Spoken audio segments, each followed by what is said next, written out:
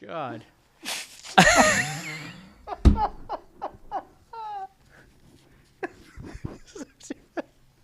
I'm recording now. It's a train wreck. Oh, man. Would you Just open in your general. eyes? Oh, my God. Does he still look like he towers over me? Yes. I'm taller than you. Yeah, Why is that happening? because I think he's closer to the camera. Oh, my God. Well, I think we've officially started. We have. That is the beginning there. man. So I just want to state for anybody watching this on YouTube, okay, we're either face-to-face or I'm bigger. I'm 6'2". Yeah, you are not 6'2". But for whatever reason, this view is giving you a Dominance. a dominant. I'm a exerting my dominant dominance viewpoint. on you. That's exactly right. So, hey, everybody. Welcome to episode 101 of Today with Jared James. Today, it's not only with Jared James. We have a very special guest who was not able to make it today. So, no, but we, of course, have our normal Mr. Tom, Hello. the producer. I'm here. I am here. Okay. here. Is your mic on this time? It is. Okay, awesome. It And might then be a little bit low, but it's on. I am joined by a longtime friend, Mr. James. We were calling you. I've never called you James. Yeah, James is my official name. No, Yeah. no, I've never called you that in my life. Yep. Jim Bergers. This would be a good. This would be a good time to actually ask. Am I saying it right, Bergers? Yeah, that's correct. Yeah. Okay. You've waited this long? Well, I mean, when do you really care? Like, you know what I mean? Like, when do you say someone's last name? Actually, fair. all the time. Yeah, when you were in school, you would always say, hey, Bergers or James. Yeah. Well, You see, know. now I get the James. Like, people think it's my first name. Sure. Because of people like you Yeah. who have the first name James. That's right. Which I don't appreciate. You can call me King James. Yeah, you're not taking King James.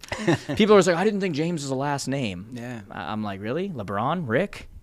I am right in the same All right. same thing. All right, all about right. that? Yeah, exactly. Anyway, so I'm joined by Jim Bergers, a longtime friend. For any of you that have seen pictures from vacations or anything like that, the Jamberskis, they probably won't see you in those pictures because I asked you to take them. That's right. So that you're out of those pictures. Few and far between. Yeah, exactly. I make it in one. But no, you're one of the families that we go with. I always joke around because I've known your kids since birth, and I always joke around about Actually, in utero. yeah. I mean, this is a bad time to tell you, but one of them might be mine. Okay? This Well, we is- won't say that. Yeah, right. Publicly. Yeah, publicly. But your older daughter, you don't have a younger daughter, but the older one is your daughter, Katie. Very good. Katie's like my daughter, and I used to always tell her, I think I remember saying to her one time, I said, so how's your father going to handle it when I walk you down the aisle? And she goes, I have 2 arms. And I'm like, that's my girl. Yeah, That's she's pretty good with that. Yeah, she is. She's quick like that. Yeah. No doubt about it. Anyway, so pleasure to have you on here. We'll probably have some fun. As you guys can tell, Jim and I know each other a little bit. You're actually, I probably talk to you more than most because I'm terrible. I'm a terrible friend, so everybody knows. I'm a terrible friend. I'm not good at calling. I swear Jim has like a reminder on his phone to like remind you to like check in or like whatever, because you're good with the check-ins. Yeah, well, thank you. Yeah, I try to be a good friend, unlike you. I didn't say it was good. You said thank you. I wasn't done. I didn't say it was a All good right, thing. all It wasn't a compliment. No, but it is true though.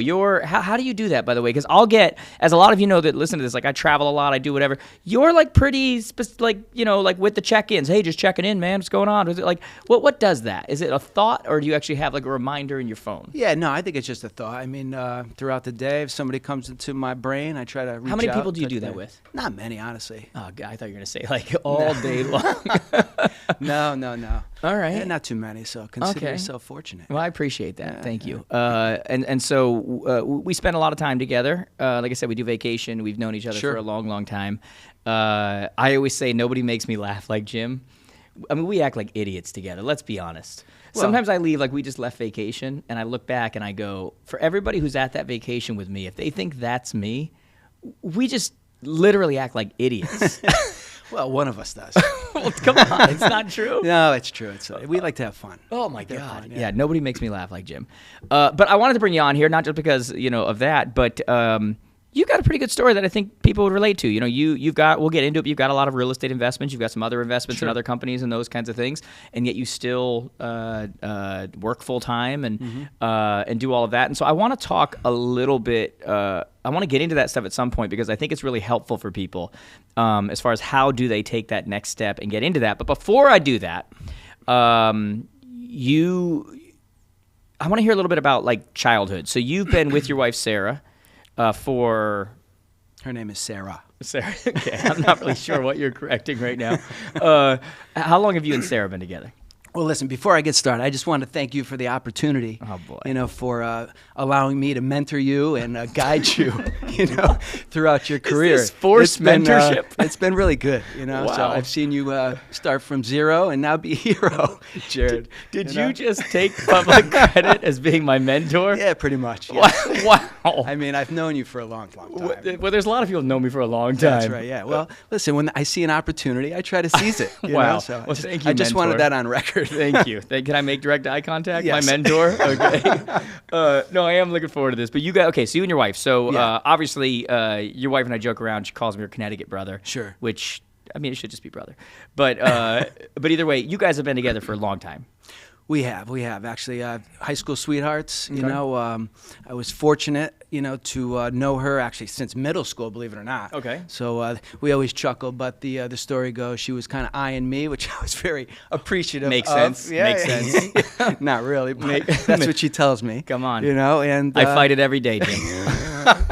So there was one day in high school she reached out, no cell phones, right? The old dial phones. God, right? can you imagine that? And she called me. Just so you know, that's not a dial. Yes, it is. That's a dial. Oh, no. What, This is that a rotary, this the was other one? Rotary phone. Is this the other one? We couldn't afford the push button. Okay. So I come home and my mom says, "Hey, a girl called," and I was like, "Wow." Probably This is- excited. Yeah, exactly. This is her first time. So Yeah. I had to call her back. Of course, she couldn't remember the number. So I tracked her down, called her back, and God, the old days. Yeah, the old days. Leaving messages and doing. Yeah. And then, so you've been together since then, or So- a little breakup, right? Yeah, a little breakup. I mean, not because of her own doing. Actually, her family, the night we graduated high school, ended up moving down to Kentucky to start a power sports business. Okay. And we stayed in touch over the years. And then from Kentucky, her family moved down to Georgia. Okay. Because the water sports season was a little longer down in Georgia. Okay. And she would travel back and forth, going to school up here in Connecticut. And we would occasionally touch base, and then time passed. And, when we both graduated college, we kind of started, seeing each other again. Started back up. Yeah. All right, and that's. God, I was thinking like that's not there, but that's a lot longer than you think. Yeah, That's 20 plus years. Yep. Yeah, we've actually this. How old? You're older than me. Not by much, though. Well, I think it's pretty sizable. I don't know about that. What? I think it's more than you think it is. Nah, I don't think it is. How old are you? I'm 46. Yeah. I'm nowhere near that. You're 32. yeah, right. I wish. No, but let's just put it this way. I'm not sure we're in the same high school at the same time. No, correct. Yeah. Well, Yeah. that sounds All right. pretty sizable. Oh, I'm just whatever. saying. It's a big difference. Yeah. It's, That's it's not why mentor type That's of why stuff. I'm towering over you. You I'm are. clearly old. For anybody on YouTube, you are. Like, that's super annoying. I don't understand. Like, I almost want to do a picture afterwards and just, like, make sure everybody can see here. This is clearly the angle of the camera because it looks like you are mentoring me. Yeah, you know, feed me, Papa. That's right. That's what that looks like. All right, so together now, 2 kids, the Sure. whole thing. So I want to get into the stuff that matters. Exactly. Not the whole, you and Sarah together forever. Well, listen, if I could interrupt you here. Okay. I know this is hard. Yeah. Jared does like to talk a lot.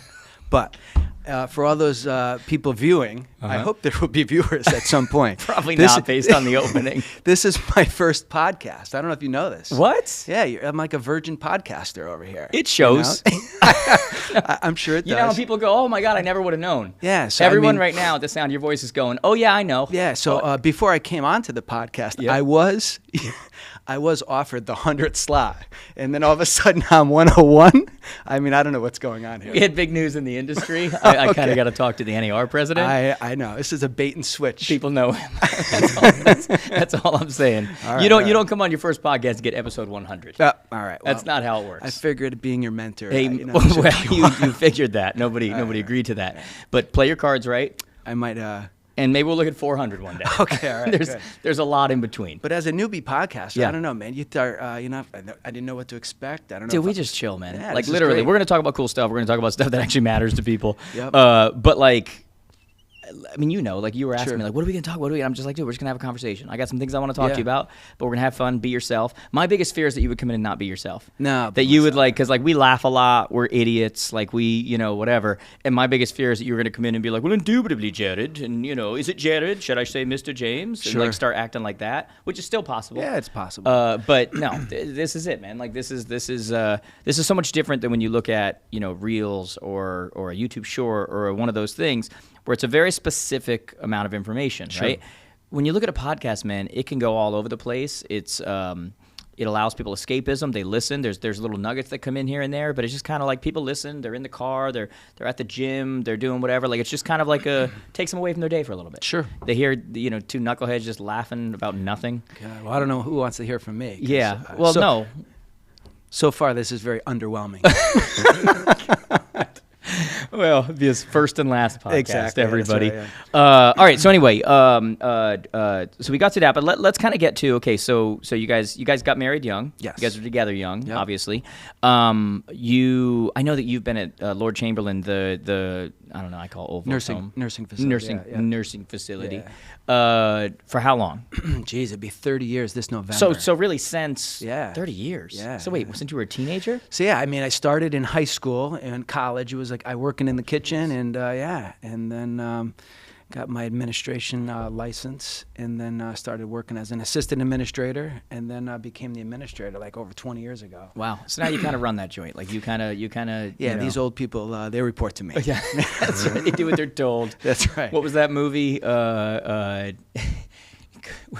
How's it go? You can have a nice cold glass of shut the hell up. Wow. Now you Happy go to Gilmore? sleep or I will put you to sleep. Yeah, You're yeah. in my world now, Grandma. Do you relate to that? No, I don't relate to that. I cannot. No? But I can say if I Did do. you just wink at me? No, Was no. that- But if I do need a little boost to my ego, I do walk the hallways. And I- what, like I have challenge them to say, races? No, I'm a hero.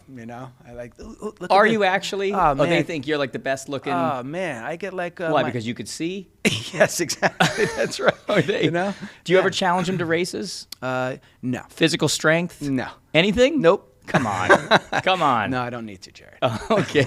They know. That's right. They know who the boss is. That's correct. Every once in a while, you got to assert your dominance. Let some- everybody see. You get somebody who comes in, some young fella, 83 or so, and they try to take the joint over, and then you have to make a public display out of them. Exactly. To remind everybody who the boss is. I don't know about that, but maybe on a rare occasion. All right. So talk to me, though, because I think one of the cool things is that, first off, it's weird because you're kind of this weird, like, hybrid. Sure. Of, we always make fun of you. Yeah. And you make fun of things that are true. Sure. You're super cheap. Let's be honest. Ask your children, ask your wife, ask anybody who knows you. It's what you're known for. do you deny that? Jared Do you deny that? propagates this information. Okay. No, That's I a am. used bottle of water he found right. in the trash can when we were coming in here today. I'm Okay. frugal. I like to spend wisely. I don't want to spend frivolously. By the way, on it's one of the stuff. reasons Yeah. you and I get along. Yeah. A lot of times when we go on vacations, you've said to me several times, like, because I'm always looking for the deal, I'm always looking for what's the best this, Yeah, and you're like, I that. appreciate that. I do, yeah. I'm the same way. Yeah. My son Grayson, most people don't know this, the name Grayson means son of the steward. Okay. Yeah. It also means gray son, like a gray boy, but it means Sure. son of the steward. Yeah. And I've always believed in that because I've always had, a lot of times people close to me will joke around and they'll say that I'm cheap. And I'm like, look at my life. Look at my business. I'm Sure. not cheap. Yeah. I just don't like wasting money. Correct, Now, yeah. I know where that comes from for Sure. me. Yeah. Where's that come from for you? I think it's my growing up. I Yeah. think that's something we have similar. I grew up in a trailer park. I if lived you in a will. trailer park, Yeah, yeah. I mean, so growing up, I mean, I can't say times were hard, but I knew my parents, were working hard, honest people, trying to make a good living for, my sister and I. And I think I had just a good respect for money. Yeah. And I just hate to see people being wasteful and spending. That's a good way to put it, a good unnecessarily. respect for money. Yeah, and to absolutely. me, that's exactly what it is. I don't, people always talk about the love of money and whatever. I don't, but I respect money. Sure. Because I know what life is like with money, and I know what life is like without money. Exactly. And so for anybody who's like, oh, money won't make you happy, well, neither will being broke. That's right. You know what I mean? Neither one of those two things are true. Sure. But I do know what life is like when I can pay my bills and when I can't. Exactly. You know what I mean? It's a little better experience. Oh, when you it's have a some- much better experience. And, I mean, this isn't the route we're going to go down, but I really believe this. I have always looked at myself as a giver. Sure. Like, not just that I can provide whatever, I want to be a giver. And I'm a big believer that when you underperform on your own abilities, or you underperform and you mismanage, you're a bad steward of the money that's given to you, you now hinder your ability to give to other people. And so literally, like, the whole point of you having money wasn't just for yourself to be blessed, it was to be a blessing to other people. That's right. And when you don't have money and you don't have that ability, what happens, right? Exactly. I vividly remember a story when I was a kid. My mom, when I was younger, was like the SNL routine of the church ladies. It was like they pray for everything they do, whatever. And I vividly remember a story where, like, a guy, needed a job, and he needed a suit, and he needed, whatever. And these ladies in the church, they just go, "We're going to pray for you. We're going to pray for you." And I remember just thinking at some point, like, someone going to buy him a suit? Because, like, that's what he needs right now. He needs a suit, And that was such a vivid picture in my head. It's always stayed in my head that there was a place for this over here, but there's also a place for the practical. Sure. Meaning sometimes it's not a bunch of, Hyundais and Hyundalas off in the corner. Sometimes it's buy the guy a suit, buy that, go with that single mom and buy their groceries and do whatever. And so I've always looked at success. I've always looked at money. Obviously, first and foremost is you take care of yourself and your family, and you do all of those. Look, when a plane is going down, what do they say first? Put that mask on yourself, otherwise you can't put it on your kids. You can't. That same principle is true. I've always looked at it, and the thing that keeps me motivated, the thing that keeps me hustling, the thing that keeps me is that my role on this planet is not just to take care of myself. That's easy to do. My role on this planet, and when I fall short of that, I don't just hinder myself. I hinder my ability to be what I was supposed to be to other people. And now they don't get what they were supposed to get because I was the vessel that was supposed to bring it because I underperformed. Sure. See what I'm saying? So I get the whole money, like, Yeah. you respect it. You got to. Sure. Especially if you grow up without it. Yeah, you absolutely. know? I joke around with my kids all the time, like, last night, what do you want to do for dinner? Like, I wasn't cooking. I was like, all right, let's go to whatever. Do you know I didn't even know what an appetizer was until I was married? Yeah, we chuckle about that all the time. That's same with me. I didn't even know what an appetizer. I didn't Who know knew what- you're supposed to be full I know. by the time the food came out? Exactly. Like- yeah. I knew what they were, but God forbid I ordered one. Oh, my Lord. God. I'd get the look. Appetizer. never What- happened. Oh, we got Mr. Rich over here. That's right, yeah. Yeah. Oh, I could see your mom doing That's that. right, yeah. But yeah, man, it's for real. Like, I didn't know that. I had never been out of the country. Our idea of vacation was we went camping, and like where I grew up, camping didn't have IHOP. And, like all of these things that camping grounds, Sure. like they're set camping ground. This one you rent for $10. We come around and light the fire for you. And, I lived in Washington State and Colorado when I was growing up, 2 of the 6 states. And, like, we literally went into the mountains and you found a spot. Yeah. Like that was vacation. Sure. So this whole world for me, it's all new. So when I hear people say the kind of things they say, and a lot of people think that I'm like a city slicker, and I'm just like, you have no idea. Yeah. You have no idea. Look, I like this stuff over here better. I'm not saying that, Yeah. but I also appreciate and understand. Sure. What that other side looks like, so to say. So, anyway, all right. On that note. Yeah, so you were asking basically just to follow up with regards to my position at Lord Chamberlain. I actually went to college to be a high school English teacher, believe it or not. I mean, I completely believe And that.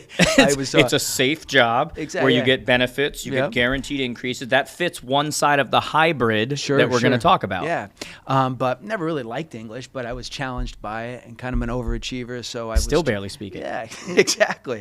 And I was actually working in the kitchen and cooking, helping out, and the owner, she was a 4'11" little lady, Mrs. Looks like me Spriglio. on the camera right now. Pretty much, yeah. Optical illusion yet again. Just a matriarch in the long-term care industry, and she saw something in me, and she basically said, "Hey, I'm going to send you to school to be an administrator."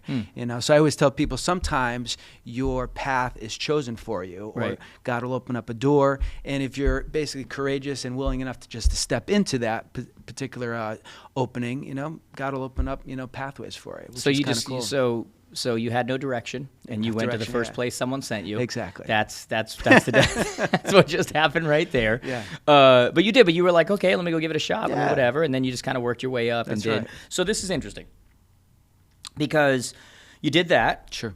You are also Domchomchi. What's it called? Karate. No. You jerk. It is not karate. Well, how dare you? Yeah. First dare off, you, yeah. okay. So karate is like What's it called? I was close. It's called tongue sudo. It's a Tongue sudo. Korean- Was I that far off? Yeah, you were a little far off. Okay. Yeah, it's a all Korean right. slash Chinese. What kind of tongue is it? Yeah, Korean/Chinese form of martial art. You know? Okay. So karate is kind of the umbrella, and there's various styles that fall underneath that. Is it correct to say that you also own a dojo? That would be correct. Okay. Yes. Is it not also true that you may or may not drive the same car as Cobra Kai? Well, it's true. Is it also true that people have never seen you guys in the same room? That is true. Okay.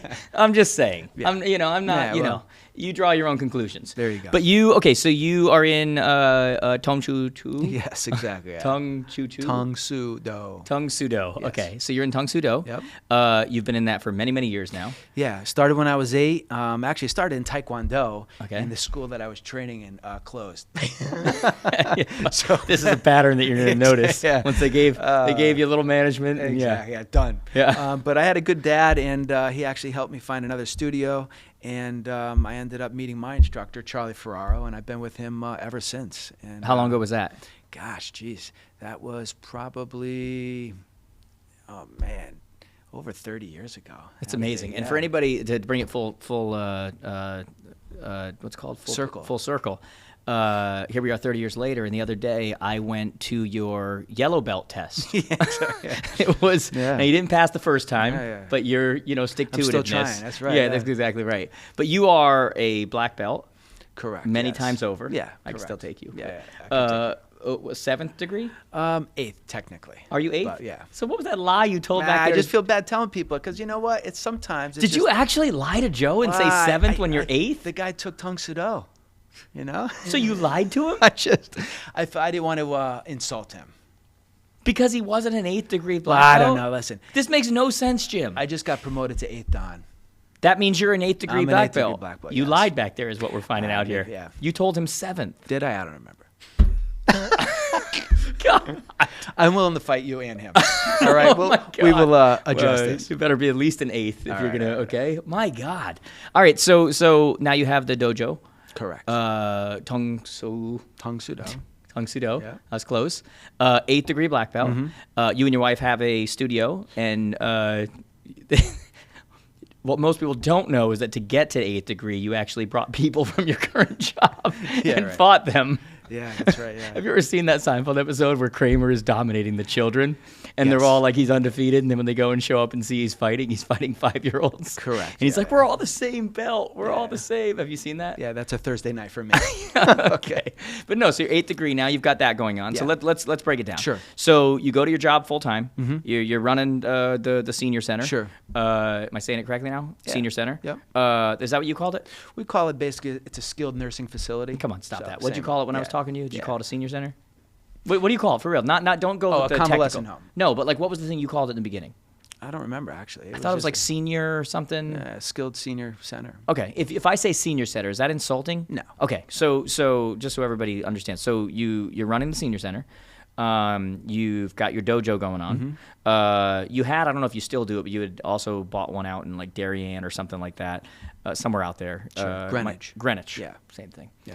Not really. Same thing, basically. Anybody who's around here knows that's the same thing. Thank you, Tom. You know, same thing.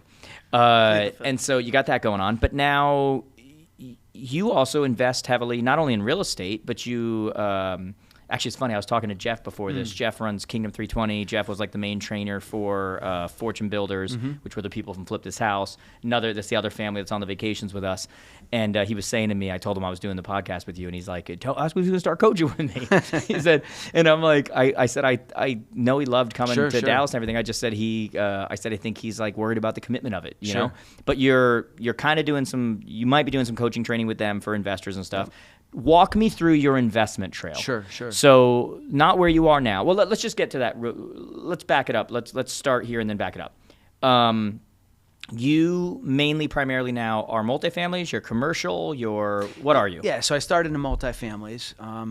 Bought my first 2-family house. Actually, I came across the paperwork the other day. It was 1999, so I was 21 at the time, and I had a little money in the bank, and it's funny, working in the nursing home, I would take my breaks and I would tour the floors and just speak to people that had more wisdom than I Just did. boy with a dream. You've always Yeah. been like that, though. Yeah, kind of a little bit of an old soul. But there was one gentleman that I remember vividly talking to on my break, and he said, I would always ask questions like, hey, if you were me, and, if you had something different to do in life, any pearls of wisdom. And he says, he says, what, buy real estate. And that just always stuck with me. That's what got you. Yeah. So Why did you have some money in the bank? Let's Just just get very simple. Why? What happened that you had money in the bank? You're working at the old folks' home. Like, I mean, I Yeah. assume it's not making you a ton of money. No. But I was again, you're super cheap. So did you Yeah. save it? Did you I was slip actually- on the floor at church? No, Like, what happened? No, here? I was working there. I was working at my instructor's karate school, managing the karate school at the time. I had a little power washing business, painting. See, that I didn't know, but that makes complete sense. Yeah, So yeah. you were making money on the side. Like Yeah, I doing- was always side hustling and doing little things here and there, and just I was a saver, just with the always saving. purpose of No, I had buying, no, or you just wanted security. You're like, I just want to save money. correctly. Yeah, just save money, just save. And what are you doing with it? You're just sticking it into savings? Are you investing it? What are you Actually, doing? I had a little stock portfolio, nothing crazy Yeah. at the time, and then just saving in the bank, honestly. Saving in the bank. So that was just your mentality. You didn't know what it was going to go towards, but you're like, I'm not. It's not like you were making a ton of money at your job or something, but your mentality was, hey, a little bit, save it, save it, save it. You started a power wash thing, painting, whatever you could do to just make some extra dollars. Correct. You just wanted to start saving, even though you didn't know what it was for at that time. That's right. Yep. Okay. Yep. So then you come across a 2-family home. Sure. What's Yep. the price of this home? So it was 100. Back in '99. Yeah, 127,000. I'll give you 128 right now. That's right, yeah. Well, I think they were asking 140. I got them down to 127. Okay. And at Cheap the bastard. time, yeah, Cheap bastard. I think I put I only had to put down 5%. So it was around $6,000 that I had to put down on my own money. What was it, like an FHA? You didn't own a home yet, or what was it? Correct. Yeah, it might have been a first home owner. Did you own your home in Shelton yet? No, this Okay, was my so you first probably home. got it. Did you live in one of the units? I did eventually, yes, but originally. Told the bank he did. That's what I'm hearing. No. Originally I did, yeah. But what ended up happening is at the last minute, I ended up finding a tenant, and I actually just rented out both sides, stayed at home for another year, continued to save money, and then I moved in when that tenant moved out. Got the closing costs conceded to you, or you had to come up with them? No, I had to come up with those. All right, so Yeah. you bought a $127,000 property, Yep. so 5% is $6,350. Yep. So you had to come up with $6,350. You had to Yep. come up with closing costs, so you're probably somewhere between $10,000 and $15,000. Yep. So at this point, you don't know where it's going to go, you don't know what's going to happen, but you just go and you buy this property, and you're like, it's an investment, and you Sure. start that path of being an investor. That's right. And you're still working full time at your job. Are you still doing the side stuff? Yeah, Still yep, doing the yep, side hustle. yep. And this is all. What's driving you right now? This is all. Is it a fear of being broke or things falling apart because of childhood, or is it I've got a bigger goal that I'm heading towards? Like so I always say that there's the difference between being motivated by the floor or the ceiling. Sure. Okay. And I personally, this isn't everybody, I've always been motivated way more by the floor than the ceiling. Sure, yeah. And what I mean by that is some people see a big goal and they're like, I'm on my way. I'm going to Yeah. go make it. I'm going to whatever. And then there's people who grow up a certain way and they go, I don't know about being on my way. I'm probably going to get there. But I can't be below this. Sure. Like things can fall out at any Yeah. moment. I know what that's like. Yep. I have always been motivated more by the floor than I have the ceiling. What about you? Yeah, I think similar. I think basically, reflecting on what that old timer told me about buying real estate, I knew there was something in that. I didn't know at the time what it would open up, but I knew owning real estate was important. So I didn't want to rent somewhere being my first place, so I wanted to own. And I figured having a 2-family, it would help defer some of my own personal costs. And then when I had the opportunity to rent both sides, it was immediately cash flowing. So I figured, hey, why not? I'll stay back at home. And that wasn't even when you first did it. That wasn't the major goal. It was just kind of like, oh, this is like a thing. That's right. Yeah. Yep. And honestly, it was a little. It was a little scary going into. I it. know you because you're kind of a risk-adverse person. Yeah. So not really risk. It has to be calculated risk. For me, 100%. I agree So with that 100%. I figured the worst case scenario is, geez, I'll sell it. I'm probably going to get my money back. But even if I lose the few $1,000s, hey, it was a good experience. I learned, and that's how it went. And I still own it, and it's been cash flowing ever since. You still own it? Still own it. From Yep. 99? Yep. By the way, you just said a very interesting thing that I think is important that a lot of people are going to skip over because you just described much of my decision-making many times, which is worst-case scenario. Yeah. You know what I mean? Do you do that a lot? Like do. I go worst-case scenario. Like a lot of times people, for a fear of the unknown, Yeah. they don't act or they don't whatever. I, in my head, will obviously go, here's the potential, here's whatever. I always go, Worst case, what's the worst? That's right, yeah. So I know what I'm fearing, and I know I can handle it. What's the absolute worst thing that happens here? And then how do I handle that if it happens? How do I get out of that? How do I fix that? Do you do that? I do. I noticed you said that. Yeah, I always say prepare for the worst, but expect the best. Expect the best, prepare for the worst. Yeah, I say the same thing all the time. So that was my motto. Hey, worst case scenario is I'm in over my head. I got to sell this piece of property, and I'll get a majority of my money back. Okay. And yeah, and then from there, basically, a few years later, my wife and I decided to get married. So what ended up happening is I had enough equity in that particular house because of appreciation and paying down the mortgage. I ended up refinancing. I was going to say refinance it and then went and pulled out some change, and we redeployed that. Did it need work when you bought it? So yes, so one side actually was a train wreck, believe it or not. I do believe it. I ended up having a tenant that stayed in there for like 3 years, and I didn't have to renovate it at all. Even as a train wreck? Exactly, yeah. So you're a slumlord. I was not a slumlord. I was willing to renovate it, but they were fine. They weren't, You're ready to blaming the move victim. out. You're blaming the victim. No. But they ended up moving out 3 years later, and then I renovated the entire thing. How bad was it? I can't say it was real bad, but it needed work. I mean, it needed a full kitchen, needed replacement windows. So when you moved them in there, though, I didn't move them in. No, they were with the house. Oh, so yeah, they came with the house. Yeah, and so the rent was what it was, but they were paying tenants? Correct, yeah. So when I bought the house, it was not vacant. I had one paying tenant. Okay. And then the side that I was going to live in basically ended up finding another tenant, and they were a short-term rental. They ended up staying with me for, a year. Okay. And it was funny. I'll never forget. I was 21-year-old pipsqueak. I pull up. I go to show them the apartment. And I think they were in their 40s or 50s at the time. He had a corporate position in Shelton up on Commerce Drive.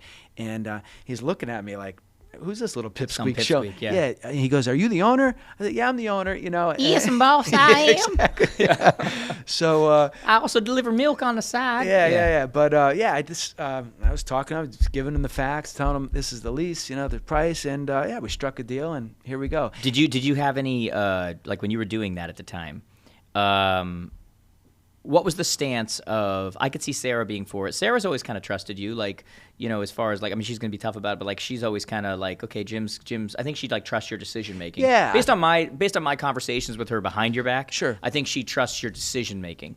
What about people like? What was the role of like your father? So mom and dad were nervous, of course. I think. But what is your? So for everybody listening, your father passed away how many years ago? 2019. 2019. Yeah. Okay, so. Jim's father, I love Jim's father. Like me, I mean, we were like two peas in a pod. Like just like Jim and I get together and laugh and whatever. Sure. When me and your father were at a party, we just sit in a corner, we just laugh and talk and whatever. And so we had a great whatever, Sure. right? What was that relationship like at that time? Were they not absent, but like whatever, do your thing, or was he present, like giving you advice, or what was the role with that? Yeah, I can't say they were giving me advice. I mean, I think they were supportive, like nervous, in other words, because I mean, they didn't buy their first house, Yeah, that's why I'm asking, because until I was, I think, I was actually 8 years old. So we lived in the trailer park. Got it. Calling that a house? Yeah, exactly. Yeah. And then when I was 8, we bought our first house. And my parents, I remember my father and mother, they hustled and they saved. I get it, man. It was tough for them. Yeah, they were nervous. And then after the fact, very supportive. My dad was a very handy man, so he was come over and help me paint. You're kind of like that too, though. Yeah, I try to be. Yeah. Yeah, you are. I try to. If somebody is, I don't like to rely on people, so I like to try to, I like to pay people, but I still want to know how to do it, so little things like changing toilets, sinks, pipes, stuff, I could do it, not that I want to do it now, and I'm fortunate where I don't have to do those things all the time. You're talking about your rentals. Yeah, exactly. All right, so let's talk about that. So you got the multifamily. Sure.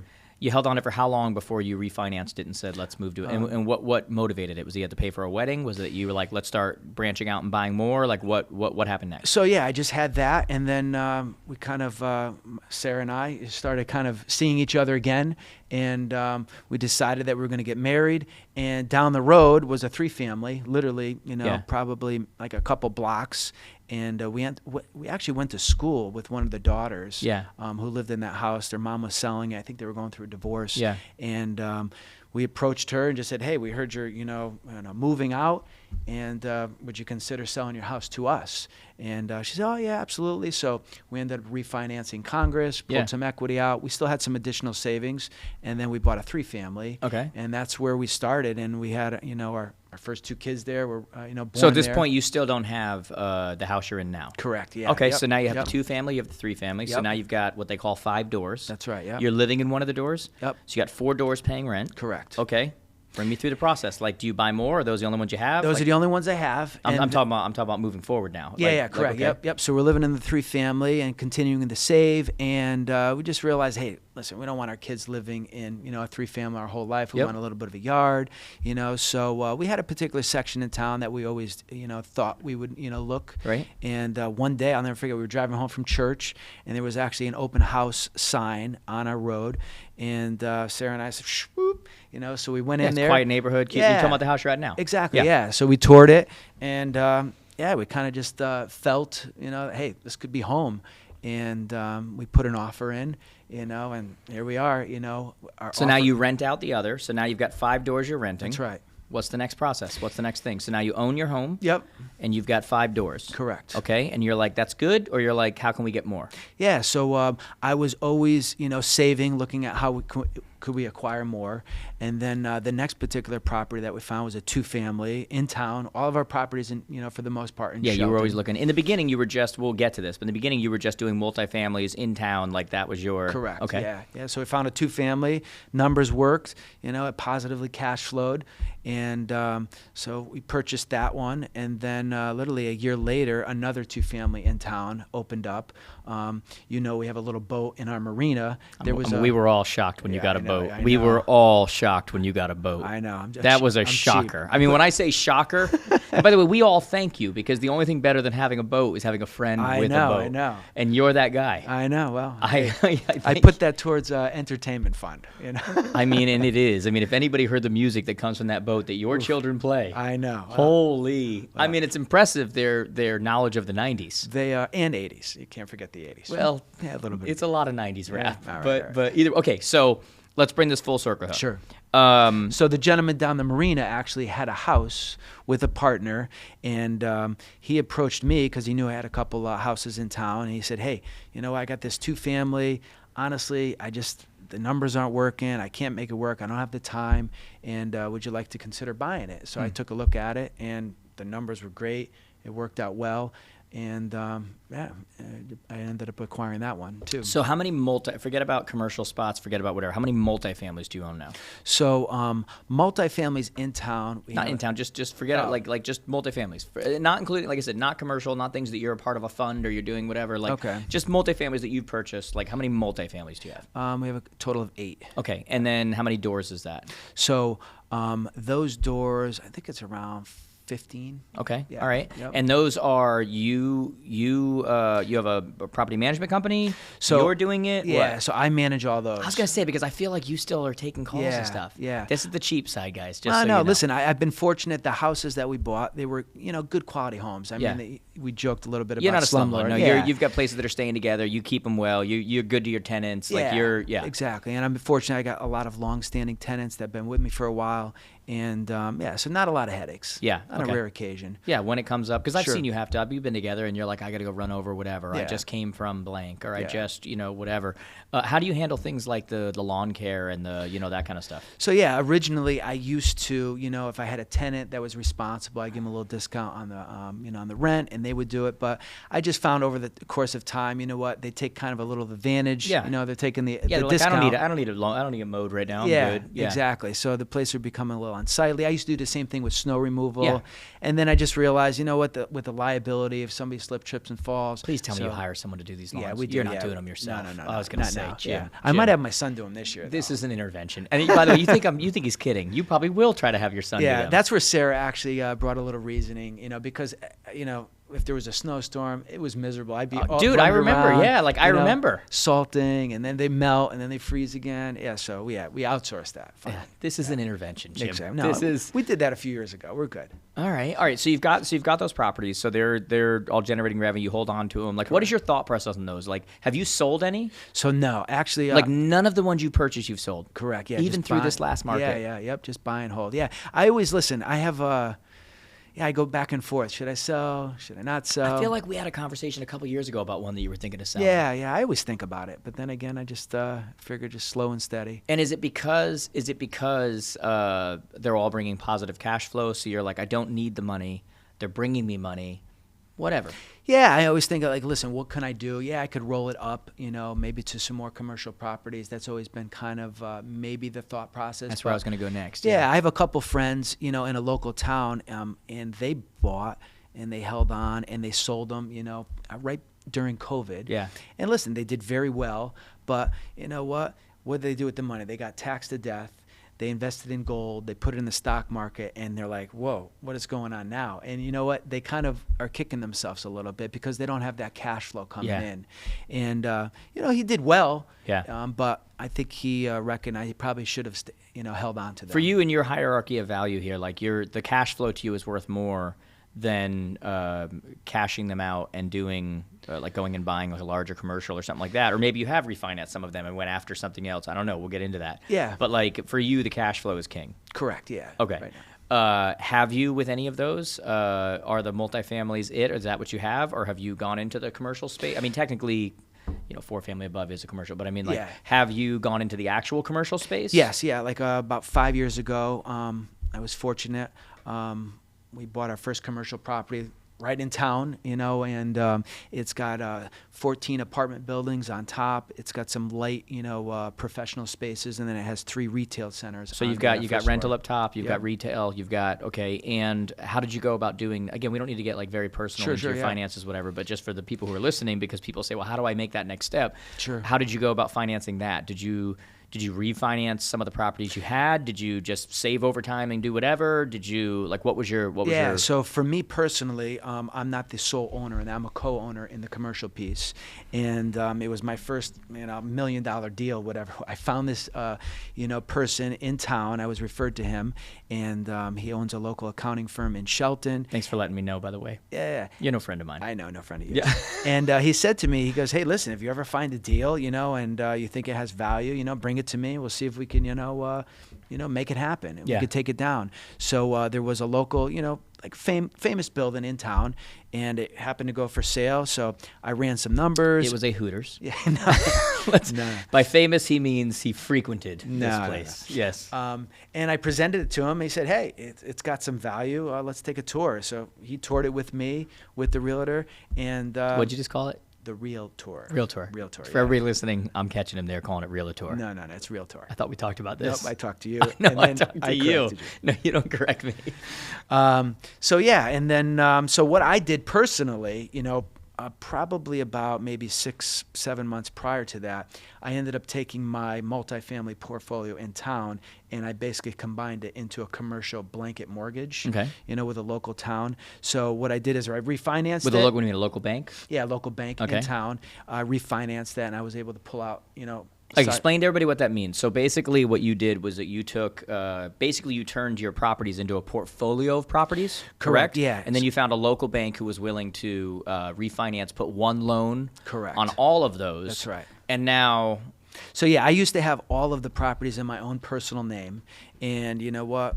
It showed up on your credit, and you hit. What do you up, have now, an LLC, a trust? What do you have? Yeah, so right now all the properties in an LLC and a trust, and it's just I found that commercial loans are a lot easier process, than going through a personal, process. Yeah. And so the particular bank looked at all of the cash flow, they looked at all the leases, the term dates, and they valued the properties. They did an appraisal, and I was able to take out a set amount. This is what I owed, and I was able to extract some cash, which then I redeployed on that commercial piece. Did you have to redeploy all of it into it, like a 1031, or were you able to, was if you wanted to, could you hold some of it back for like carrying costs and doing that stuff? Yeah, I did not do a 1031 exchange. I just I know. I didn't know if there was a rule that you had to. Okay, so I have 2 questions about that.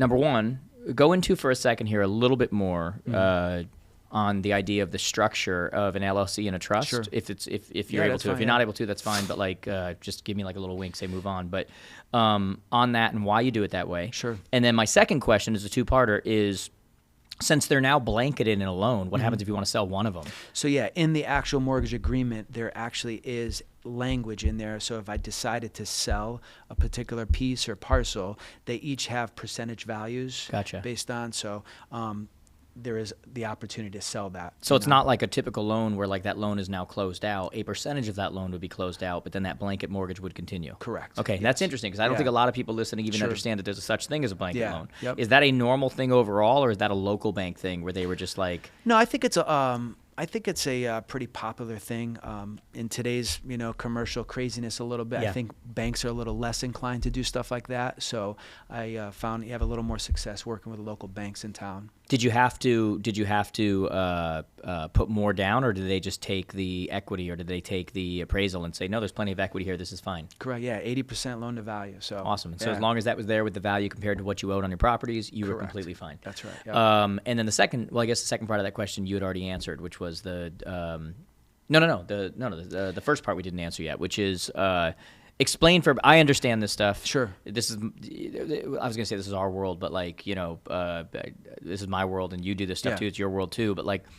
Even though a lot of people are in that world, they don't understand that process of the LLC with the trust and how that works. There are multiple LLCs. Are there one? Why are you doing that? How is it shielding? Can you just give like a brief overview of how you have that structured and why you have it structured that way? Sure, yeah. I mean, basically, the premise is you got to protect your own personal assets. So you want to basically have everything in an LLC, for protection in case somebody. One LLC or multiple? So I have Because there's different schools of thought on yeah, this. yeah. So I have one LLC, and I have actually through the recommendation of Jeff Rakowski. Yep, I our- have our buddy, yeah. Yeah. I have a real estate trust and LLC set up in Nevada. Yeah. And so that's kind of the umbrella, and it has a little more of a corporate veil, covering. So one trust, one LLC. Correct, So all your yeah. properties in one LLC. That's Call right. it Jim Bergers, whatever it is. Yep. And then there's a trust. Okay, explain that. How those work together. Each property has a real estate trust that's associated with it. So One LLC, multiple trusts for each property. Correct, Okay, yeah. explain why that is. So basically, if somebody particularly fell on a particular property and a particular attorney was trying to investigate basically who owned that particular property,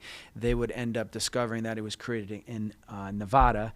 And Nevada has, a lot more. Their rules. Yeah, their Yeah. rules are a little more safe, if you will, with disclosing information about who owns particular property. So they'd hit a roadblock. Yeah. And they wouldn't really be able to discover who actually owned that property. And the liability for you falls only on that property, not Correct. any others. That's right. And that's the main reason. That's what I'm getting to here. That's the main reason of you doing it that way, is that it's not like your whole portfolio is going to be at risk. You have each individual property set up. You have one LLC, but different trusts for each one, so that if somebody goes and, whatever, says I was mowing the lawn, I cut Yeah. my leg off and it was his fault, whatever. Correct. You are not liable beyond that one property because of how you're structured. Correct. And prior to that, because you really just didn't even know what you're doing, you were just buying properties and going and doing it and whatever.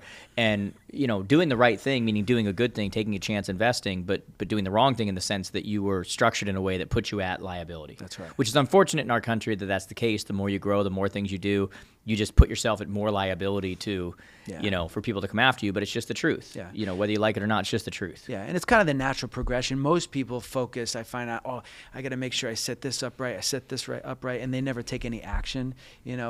I have found in life, if you take action, in a matter of time, things will sort themselves out. Right. And you'll end up setting up correctly. Right, even if it's not necessarily always the absolute right way, just the fact that you're in motion, eventually you're able to make adjustments. Correct. There's the old line that you can't steer a parked car, Exactly. right? And so the idea is that you could turn that steering wheel all you want. If it's not moving, it's not going anywhere. It doesn't matter if you're making the right move. In order for it to be the right move, you could be making the wrong direction. But as long as you're moving, you have the capability of that steering wheel to go in the right direction. And that's a great microcosm of what you're talking about with how powerful action is. You can't steer a parked car. So you got to be trying something. Yeah. Well, my son has tried. He just recently got his license. Oh yeah. Just kidding. God. That's a 2 out of 10. Yeah, joke. all right, 2 out of that's 10. better. 2 out of 10. Yeah. Anyway, all right. So before we move forward, anything else on the real estate front? So you got that, and then you obviously got with this partner. Yeah. Not So JJ. For this place, Sure. this other commercial place. Yep. Anything else you've got involved yeah. in? So basically, where our studio is in Shelton, I was a renter for many, many years, Yeah. and I got a hint that the particular owner of the building, who was out of state, Yeah. was looking to sell, the property. And once again, I said, hey, you know what? This might be an opportunity. It was an older building. A lot of people like me that had month-to-month leases, Yeah. that didn't have a lot of, security as far as, renting. It needed some CapEx. So I wasn't sure how the deal was going to, present, but I ended up. Explain to everybody what that means. It needs some CapEx. So basically capital improvements. I mean, the roof, it's funny. We used to teach, and literally if it was raining, I'd have buckets all over the dojang. And it was It's called a dojang? A dojang, yeah. So why am I calling it dojo? And you said Well, yes. That's the I'm a proper commoner. name. Yeah, I'm a yeah, commoner. exactly. So it's dojang? That's right. Okay. That's Korean for workout area. I didn't know you were Korean. I am not. But I practice the ways. Yeah, okay. All right. All right. Go ahead. Good. So in Go any ahead. Go event, ahead yeah, there, the Bobby building Lee. was rough. I'm not going to lie. So I knew we can get it at a good, price. And so I ended up, showing it to my partner, and he saw value in it, and we ended up presenting an offer. He took it, and here Were we are. you the reason that building went downhill? Pretty much, yeah. I mean, you were a tenant there, which means Yeah. it was probably in great working condition until you got in there. I was a slum tenant. Yeah, exactly. You were a slum tenant. Yeah. So interesting with this. You like that? Interesting with this particular property, we weren't able to finance it. We had to pay cash for this. So once we bought it cash, what we did is Nice little humble brag right there. No, it wasn't all my cash. we had to pay cash. I just happened to have it. No, because a lot of people get into these particular. Everybody thinks everything's financeable, but Yeah. it's not in the real world. Because I mean, because the bank would look at it and say you've been a slum tenant. No, not necessarily. Because a lot of the leases, when you go into a commercial deal, leases have value. The lease and because he wasn't having you sign leases, Yeah, you so- didn't have any security for that. So the bank basically puts value. If you have a 3-year lease, they're like, wow, that has value because there's some stability. Yeah. If you have a 5-year lease, they're like, wow. But if you have a lot of month-to-month leases, Yeah. They're going to be a little more, hey, this is a little riskier for me. So because a lot of the tenants were on month-to-month, such as myself, we had to hustle and secure a lot of the long-term standing tenants on, actual, leases. And so we did that. We had to invest in the roof. We had to clean that up Just a to little be bit. clear, you are making the sound that a dog makes. The roof. The roof? I'm sorry. It's the third time you've said it. Hey, I am an English major, so Like- you shut your mouth. You didn't pass. Whatever. The So, roof. yeah. The roof. I'm sorry. I just have to. Listen. Normally I wouldn't call a guest out, but I know you a little bit. Who let the dogs out? All right. You keep saying this. Roof. My God. All right. The roof. Who is dominating him? Okay. That's good. Meow. In any event. So we invested some cash. We got the building stabilized, and Okay. then we were able to refinance it. And we actually pulled out our initial investment, and now we have a mortgage that we pay back. Okay, and where'd you get the cash? So same thing, yeah.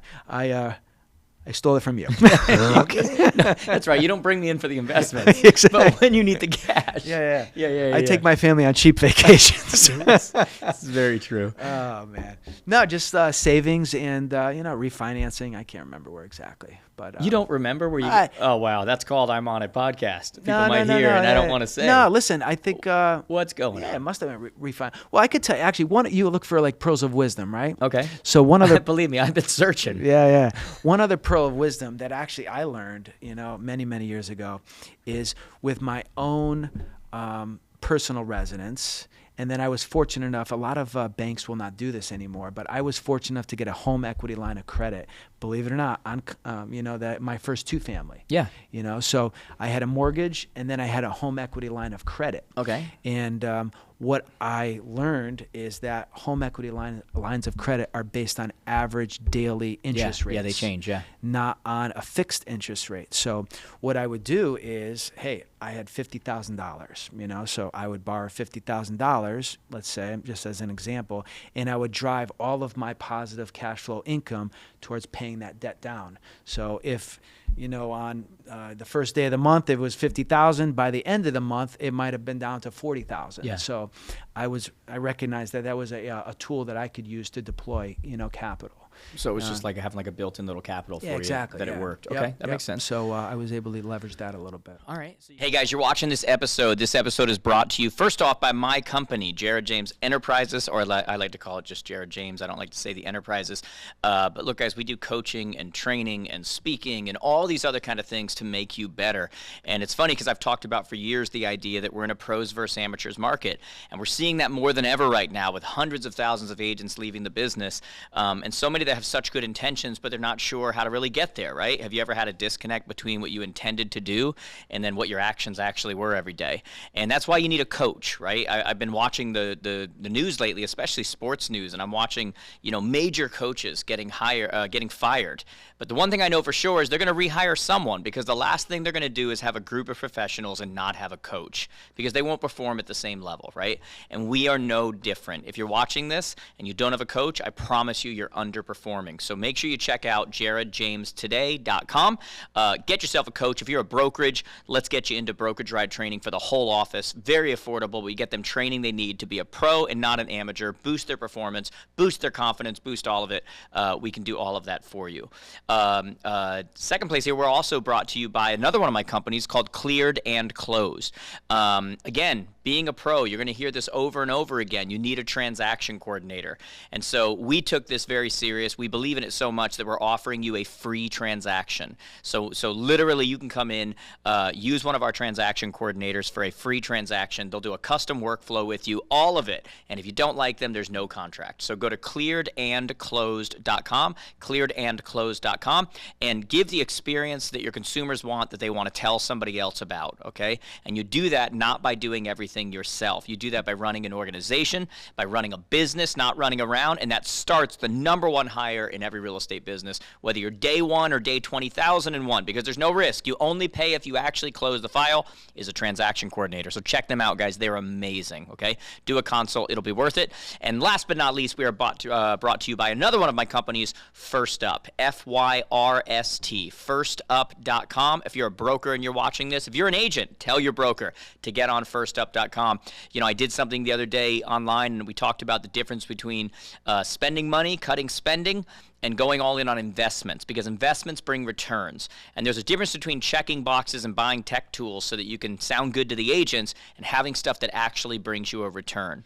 And in this mobile age that we live in right now, what First Up really does is it digitalizes that traditional whiteboard. The old days when you'd come into the office and everybody would talk about their listings that they have coming up, and they would talk about their open houses, and they would talk about all these things. The problem is everybody doesn't come in anymore and gather in those meetings, so that whiteboard's not quite as effective, okay?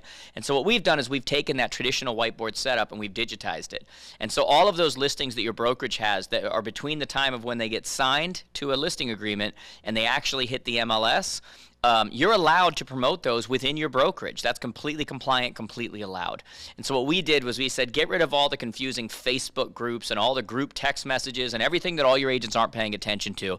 We built an app, we built a tool that is so simple. Our goal is not like most apps, which is how long can we keep you on? It's how quickly can we get you off of that app. We want the agents on there less than 60 seconds a day. But what they're going to do is put all of their listings on it pre-market before they actually hit the MLS. It's going to notify everybody within the brokerage, that digital whiteboard, let them know what's coming on. It's going to buyer match, because the agents are going to put their buyer criteria in there, and it's going to let them talk back and forth about a buyer they have for it, because it's going to notify them that there's a buyer that matches. It's going to do all of this. You're going to have people, it's going to let them know if they need to assign somebody needs to do the open house for them, and so they can raise their hand or contact each other, do open houses, all of these kinds of things. Communicative tool, also one that brings ROI, double-ending deals in a compliant manner. And so this is something that every single brokerage in a 2024 world needs. And we're launching something real soon where we're only allowing so many within each market. So get on it now before it's too late. Take a chance. Go on over to firstup.com, FYRSTUP.com. Extremely affordable as a brokerage. But when you talk about ROI, return investment, every single one of you at the sound of my voice needs to be using firstup.com. You won't regret it. All right. So you got that place. Yep. The Dojang. The Dojang. The Dojang. And then is that all of your commercial Correct. Yeah. Yep. Okay. All right. But now you have other investments. Correct. Yeah, I'm a part owner in a skilled home care company. Okay. How'd that come about? Yeah, you know what?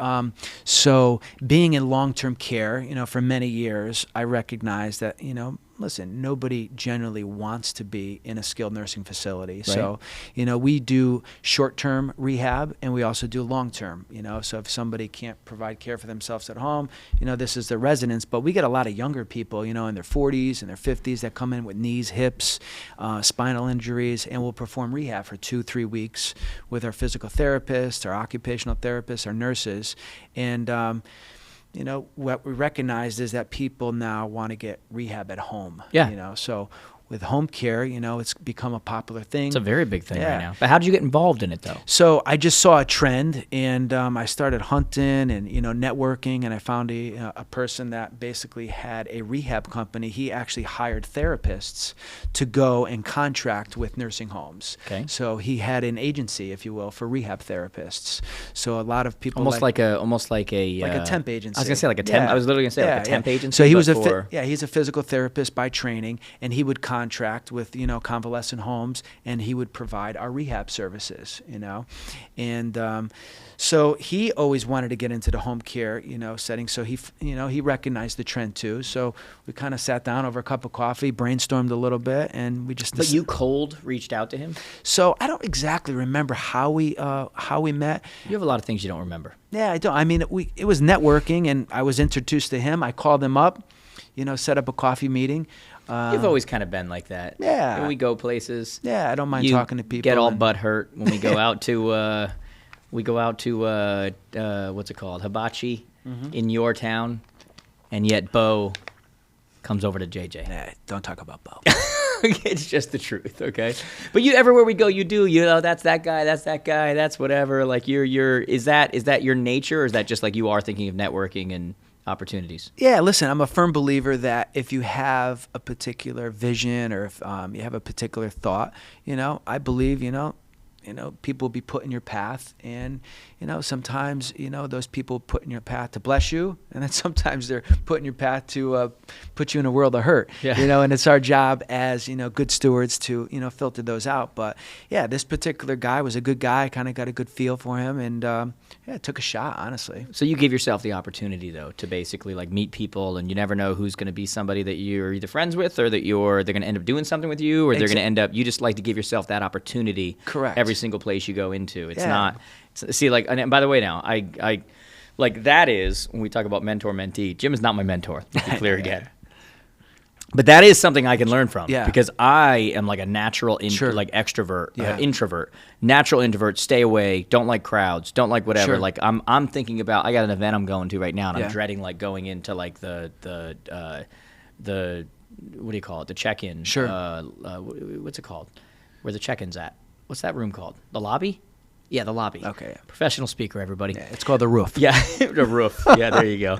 It is pet friendly. Yeah. But I dread going because I don't want to talk to people. I don't want to, Yeah. like, I'm just like, whatever. You've always been kind of good at like reaching out to talking to people, seeing people, whatever. Whereas I'm like, head forward, like just, and I don't know if that's a byproduct of the world we live in or, whatever. But I've always noticed you're really good at that as like, networking and talking and making it a point to do that. And so it's interesting to hear that in some cases that's turned into something for you. Yeah, I mean, I think it's important. I learned a long time ago, you never judge a book by its cover. It sounds kind of common, but yeah, when you're meeting with people, I've always been humbled that you think somebody, is in a particular, position in life, and you're like, wow, this person is like really successful. And you're like, wow, I never knew that about that person. So it's always intriguing to me to give people an opportunity to, just share their story and, see where, life takes you. And then you introduced to him the idea of, he already had the company, or did it have to pivot to become something else? And then did you have to make a financial investment to become a part of it? Like, how did that all work? Yeah, I made a financial investment. He had kind of the structure already in place because he was already doing rehab, therapy. So he had a team of rehab therapists that he was already using to service, skilled nursing facilities. It was just a matter of redirecting them through a new company, a new entity to go into the home. So, And you're like, I want in. Yeah, in other words, he had a vision. He's been pondering it, and I had the vision, and just said, "Hey, let's give this a shot." Are you a minority partner? Are you guys 50-50 partners? Yeah, no, I'm a minority partner, and which is nice for me because I'm doing my full-time gig. Right. I did invest some money, but he's kind of like the hands-on, manager, majority shareholder, if you will. What? Any other investments? The answer is yes, Jim. Yeah, I mean, I've invested a couple, in a couple other, startup ventures. Like what? One is called Luxy. I use it just because of you. Yeah, Luxy is a car service. Luxy Ride, right? Yeah, Luxy Ride.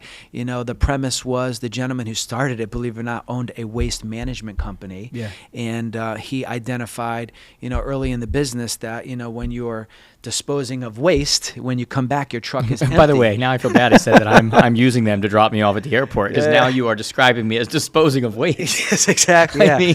But he recognized that when a truck is leaving the yard with waste and you're dropping on the way back, it's kind of just an expense. It's not earning you money. Right. So he actually set up an infrastructure where he was able to pick up garbage and figure out how to make that two-way transaction, if you will. I'm not sure how this turned into black car service. Driving me to the airport. But the same I want to thing- be clear. I do not go in a garbage truck. Yes, you do. Okay. No, but with limo drivers and livery services. Now we're there. Okay. Yeah, exactly. Yeah, it's the same mentality. A lot of our limo drivers in the state, they're great service people, but not really good business people. So they're dropping people off at the airport, and on their trip back, it's an empty leg. It's referred to. So they put together a software company. So it is a software company. And just figuring out how to connect limo drivers with rides, to and from, the airport. Yeah. And it's going pretty well. Isn't that so true with so many contractors and workers and whatever? Like I commonly think about the idea, like I'm on Biz Buy Sell all the time. Yeah. Like I commonly think about the idea of like, let me go buy that company, that roofing. Is that what you call it? Roofing? Roof. Let me go buy that roofing company. No, but like seriously, I think of myself like that plumbing company, that HVAC, that whatever. Like we could kill it, but your business sense is so off. Yeah. You have no accountability. You have no systems or structure. You have no like. I remember one of the people that I follow online. I forget her name right now, but like she buys. What do you call it? Landscaping companies. Okay. And just by doing something stupid and simple, by instead of invoicing people and going through that work, she just puts them on monthly subscriptions, and it goes and does the lawn and it does the this, and it's just simple. And I'm going, the fact that local business people even have to be told that, like that's how far behind everybody is. Sure. And so when I hear you say that, they're great at whatever, they're just not good business people.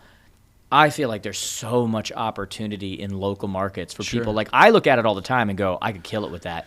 I just don't have the time, and it's just like I'm not going to put my time towards that right now when I have so many other things going on. But if I did, I'd be going after these companies and being like, hey, you know what? I'm going to put you on a salary, Mr. Owner.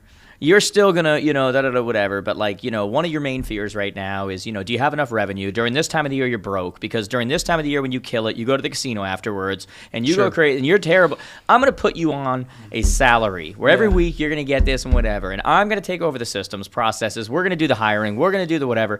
I feel like there are so many businesses locally where you could kill it taking that over by taking their skill, the skilled labor, and then putting the business acumen behind it. Yeah, I agree. You ever thought about it? I see it in the martial arts world. There's a lot of great martial arts instructors, but they're horrible business people. So they get into they put them on the mat. They're teaching well, but you know what? They're not following up with students. They're not making calls, and the business side just suffers. You know? So and then there's the opposite where they're crappy martial artists but great business people. So it's very rare you can find a mixture of something. Oh, dude, it's so rare. For me, it's like it's the difference between we find that in when it comes to great real estate people being coaches. It's like great athletes a lot of times aren't great coaches. What does Jordan tell everybody? Jump over everybody?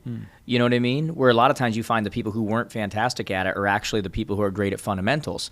So when you can find that rare ability of somebody who says, hey, I killed it in real estate. Like I was an absolute top producer, I was whatever, but I also have the ability to break it up step by step, teach you how to do it, train you how to do it, hold you accountable. That is such a rare combination that when you find it, for us at least, when it comes to like hiring coaches, That's the difficulty in finding coaches, is that most of the time, 99 out of 100 we get are people who apply to be a coach. They are failed life coaches who need a revenue stream. Sure. You know? Those are the people you introduced me to before? Yes. I mean, that's, yeah. But it's the truth that they are, though, you know? And it's like, oh, God, here's another one. Oh, my God, here's another one. So when you find that rare, they're like, no, I'm killing it. I'm good at this. I'm whatever. But I'm also a teacher. I'm also whatever. That is the gold for us. And what you find is that's not just real estate. Like, that's everything. Yeah. That's in every business you look at. That's in every sport you look at. Yeah. That's in it's that rare ability to kind of do both. Yeah, honestly, that's a life lesson that people that are selling insurance, financial wisdom, the sad part is, why am I going to listen to you if you're not as successful as I am? Oh, dude, don't even It does drive me a little nuts sometimes because... What are you going to teach me? Exactly. Yeah. If you haven't been where I haven't been, at least, it sounds conceited, but that's reality. You know? How are you going to teach me to go to a place you've never been? No. And by the way, so I think, believe me, man, I struggle with this. I think about this back and forth because there are times when we have coaches who have not gone to this place who are training these people and train them amazingly. Yeah. Because there's a playbook. Sure. There's a manual for it, and their gift is teaching. Their gift is not, so I always struggle with that because I'm the same way. I'm like, well, wait, don't you have to, whatever. But then you start to think about it and you go, I'm thinking of a coach right now, like in the NBA, who never won a title, never won a scoring title, never won, and he's coaching people right now who are winning scoring titles, winning NBA champ, winning. He just didn't have the God-given ability, but he knew how to do it. Sure. And then you get people who have the God-given ability and squander it and don't ever get the most out of their potential. So there is another side to that where I agree, there is a lot of truth in the idea of, you can't lead people to a place you haven't been. There's also because I'm a thinker, if you really want to break it down, there's also some lack of truth in it. It's like, no, there are people who could do that. They absolutely could. That's what process is. That's why the failure rate on franchises is so much less than the failure rate on just trying it yourself. Because the franchise comes out and goes, hey, and they hire some franchise manager who doesn't do what you do, who comes out and goes, but here's the model. We're going to follow it. You're going to do this color. You're going to charge like this. Here's the POS system you're going to use. And they go right through everything. Here's the marketing we're going to do. And it works. Because the substitute for I've been there, whatever, is here's the model. And that works as well. And then sometimes the person who has been there can't show you how to get there because they don't know how they did it. They were just gifted. Go ask Michael Jordan, how do you lead the league? How do you score 37 a game? You take a lot of shots. Most people can't stop you. Yeah. Because so that argument can go both ways. You see what I'm saying? Like, Sure. It's very simple to be like, it's like, yeah, but you also, a lot of times you can't lead people to a place you've. So just like can't lead people to a place you haven't been, many people can't lead people to a place they have been. Yeah. It's It's it's a rare exception. 9 out of 10 people will not be able to get you there, but there are those gifts, there's talents. Yeah. You have to, that's why sometimes you can't judge a book by its cover. Yeah. But if you give somebody the opportunity, they gotta have to prove themselves real quick because I'm not gonna fork over all my hard-earned cash for By the you, way, I look at that different. know? When you start talking about a financial advisor, I look at that different. Yeah. That's a completely different thing to me. That is, They show up in a jalopy. Come on, I'm not even sure. Is that like an Italian? I don't know what that is, dessert? but What is it's that? a Jalopy? a bad car. It's not one that anyone here is driving. Yeah. If I have a It better car than has you, spokes. we got problems. It's just behind Spirit Airlines. That's right. They are not a sponsor.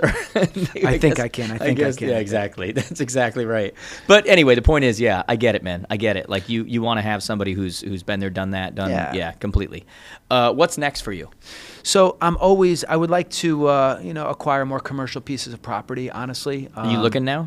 Yeah, I'm always looking. The market has definitely become harder to find deals just because of the interest rates going up. And I think we're in this quandary where sellers are still demanding premium dollars, but banks are not allowing, buyers to acquire those. So Yep. I think we're kind of in that, middle ground where I think in the next few months we're going to see hopefully prices come down a little bit. There's some rumors that interest rates might come down. I don't think they're coming down much. I think they're going to be pretty much where they are now. I mean, it might fluctuate a little bit. So, but yeah, I think. Have you positioned yourself to pounce if it does, or do you have to make moves to do that, or like what's your investment style, so to say? Like, I think was it Warren Buffett who talked about like if you look at the way he invests, Sure. most of the time his money, most of the money he makes is by not investing. Yeah. You know, if you go look at his investments, Sure. he will go a long time Yeah. and buy nothing. Yep. I was literally just having this conversation with my son, and then all of a sudden, boom, Yeah, he got us. pounce, Yeah. right? Yep.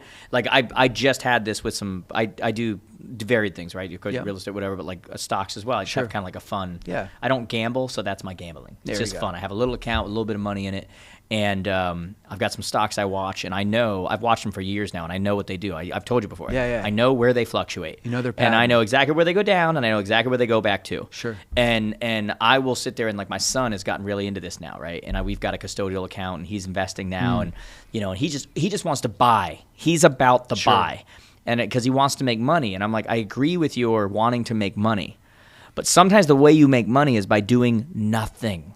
You just need to hold. You got to Braveheart this thing. You know what I mean? Hold. Yeah. Hold. And I was doing this with him recently, and he was getting so frustrated. And this is a true story. And then 2 of these stocks that I follow dropped to a level where I'm like, well, they're not staying there. And I pounced. And by pounced, I mean I put a significant amount of money Sure. into them.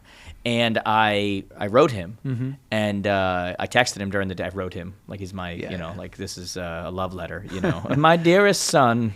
Well, you do write me a love letter. Yeah, yeah. And I wrote him, and I said, just bought blank and just bought blank. Sure. His response, Dad, you loan me some money? He wanted in. He bought previous. Yeah. He couldn't hold, Yeah. even though I kept telling him to hold, to hold, to hold. He bought when he shouldn't have bought. Sure. Okay. Since that time, this is about a week and a half ago, they're up 30, 35%. Wow, there you go. If not more. Yeah. And they're going to continue to go Sure. up, right? The money you make many times is in the holding. Sure. It's in waiting for the actual opportunity and not allowing that urge to get the best of you where I got to do something, right? Yeah. That same thing we talked about, action, activity. The opposite can work as well when you're talking about investing. Yeah. Sometimes the best thing you do is, Yeah. let me just wait, hold, you know, it's that Sure, Braveheart sure. type of thing, Yeah. right? No, you What's your strategy? Yeah, I think, listen, you have to have discipline. You know, with real estate, honestly, I've always been of the mindset, slow and steady wins the race, delayed gratification. I'm of the mindset when you buy a particular piece of property, you most often make your money on the purchase, not on the sale. You know, so if you buy a good quality deal and the numbers work, you know, you're going to have a little, runway. And, you know, through appreciation, through, paying down the debt and some tax advantages, you're going to make out all right. But if you buy a property, you know, and you're immediately underwater, it's tough, you know? Yeah. So I have never found you can't really time the market, you know. You could So see, true. you know, different trends and stuff. But if you're ready to purchase and, you know, you have a game plan and you got a good team behind you, I think, you know, it's just each individual deal is different. You know? Yeah. So somebody said to me the other day, they're like, you know, Jared, is it a good time to buy? And I have a million answers for this. Yeah. I always say, is it ever a bad time to own? Yeah. I always say, like, you know, Yeah. what's your goal? If it's long term, not short term, that it's always a good time. Sure. Short term is crypto and stocks, not that. Like when I give all these different answers, but they said to me, is it a good time to buy? And they brought up rates. Yeah. Yeah. And I said, well, I think you're confusing 2 things: good time to buy and a good time to refinance. That's right. Yeah. Those are 2 different things. Yeah. You know, and because the media and everybody puts it as the same thing,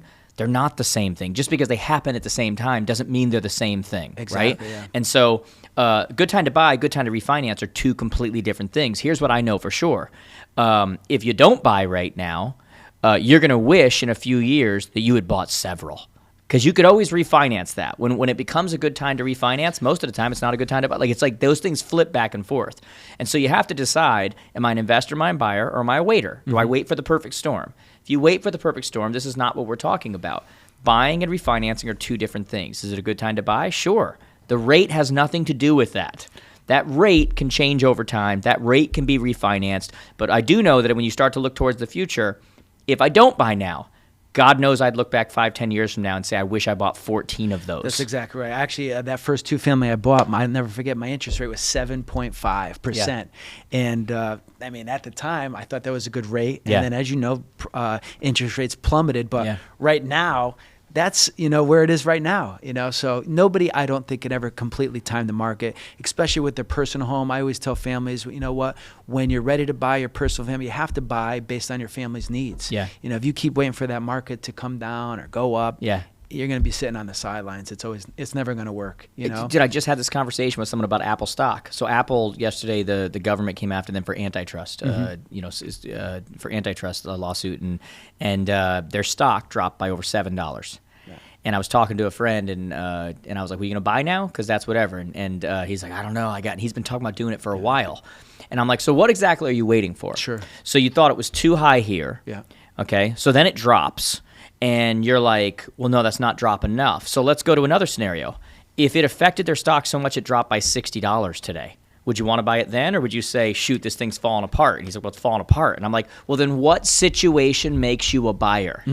You're not a buyer. Yeah. You're a thinker. Yeah. Sit on the side. There is no situation where you think that you're actually going to move. If it stayed the same, it's not a good buy yet. Comes down a little bit, didn't come down enough. Comes down a lot, came down too much. It's risky now. This thing's falling apart. They're going to go Chapter 11. They're going to go whatever.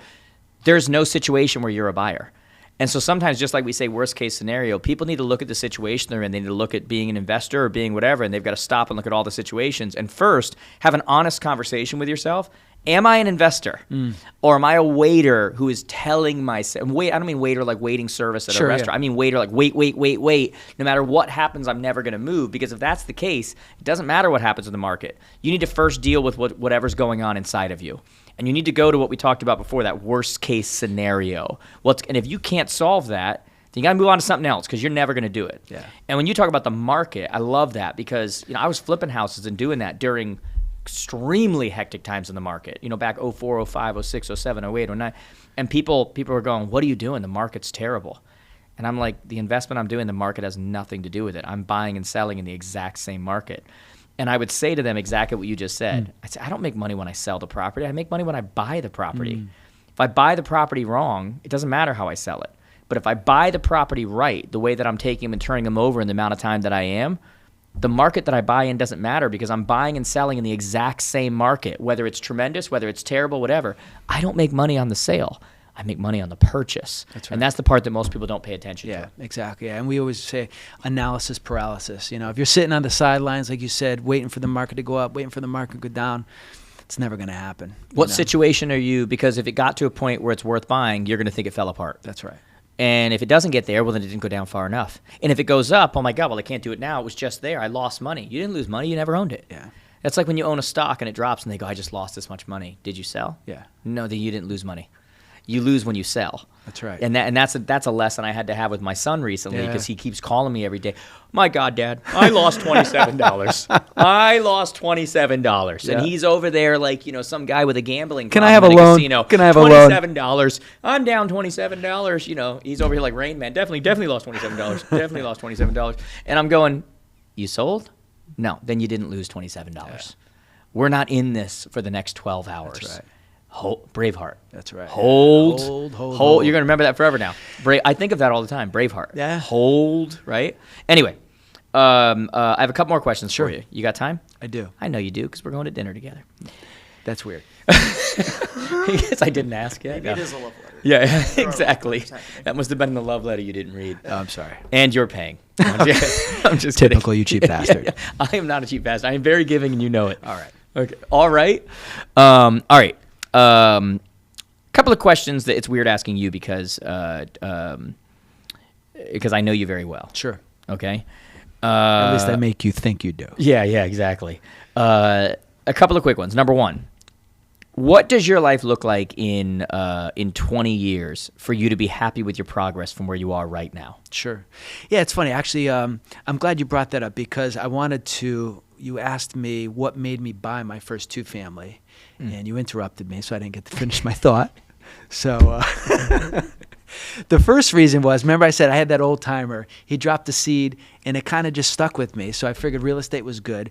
But in the other back of my brain, if you will, I knew I wanted to have a family. I knew, I wanted my wife to stay home with our kids. That was, I just remember, as a young 20-something, I thought that was important to me because honestly, growing up, I had that. My mom was a stay-at-home mom, and I'm looking around in the world, and I'm just, what's the secret sauce? And I did think, having, kids in a home environment, not having somebody else raise your kids, I thought that had value. Yeah. So I figured, hey, my 9-to-5 job is not going to be able to allow me to do that. Yeah. So I had to have some other investments, some other income streams to be able to do that. So I didn't know how that was going to turn out, but I do remember vividly that was, part of my strategy. Yeah. So yeah, going forward now, being in my 40s, you being in your 30s, not yet. No, I'm in my 40s as well.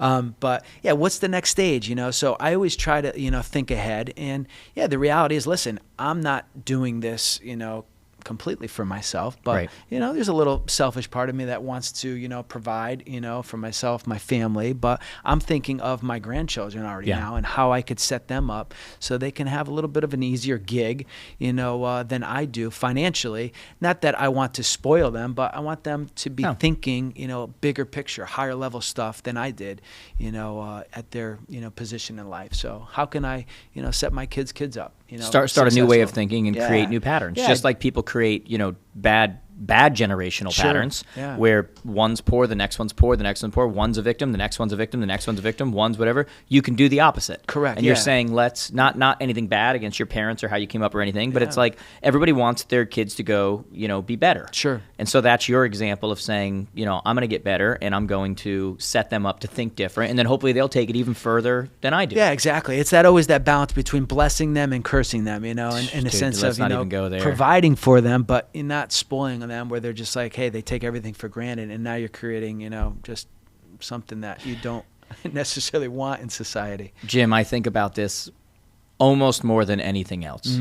I used to believe that you had to struggle in order to have drive and do well. Sure. But I see too many examples where that's not true. Everybody's struggle is different than someone else's. There's an old line that says that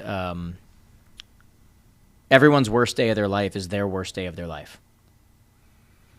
Everyone's biggest problem is their biggest problem. It's all relative. Sure. 150 years ago, it was normal to lose a sibling. That was normal. One out of they die.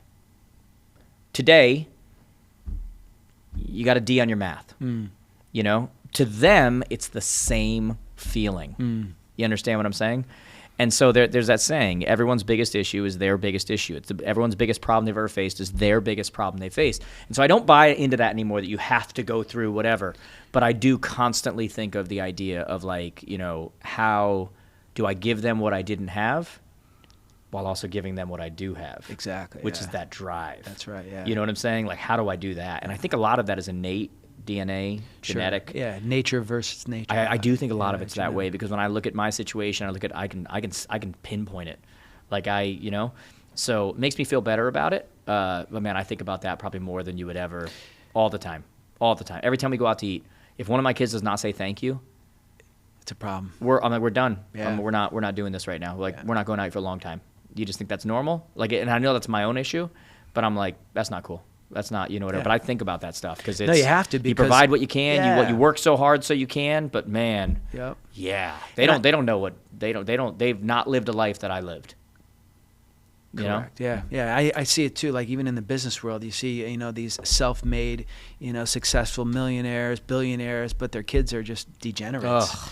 Like what caused that? Is it parenting? Is it, too much resources? So yeah, you have to be, as you grow in life financially, professionally, you got to be aware of what you are producing. Jim, we're what lucky you're though, man. Let's be duplicating. very honest. You and I are lucky, man. We got good kids. Oh, we got great We have kids. great kids. Yeah, I mean, we honest, do. in all Yeah. kidding aside, we have great kids. Absolutely. We have the kids that one day you hope your kid dates. Absolutely. You know what I mean? Yeah. They're and I'm saying that, but it's just Sure. the truth. They're great kids. Yeah. That's we all as a family, we all travel together. Yep. We love each other's Sure. kids. They're all upstanding. They're all extremely respectful. They're all whatever. We have we got very lucky here. do. We have great kids, Yeah. and believe me, we know because we look out there and we see some stone cold bastards. Well, Like.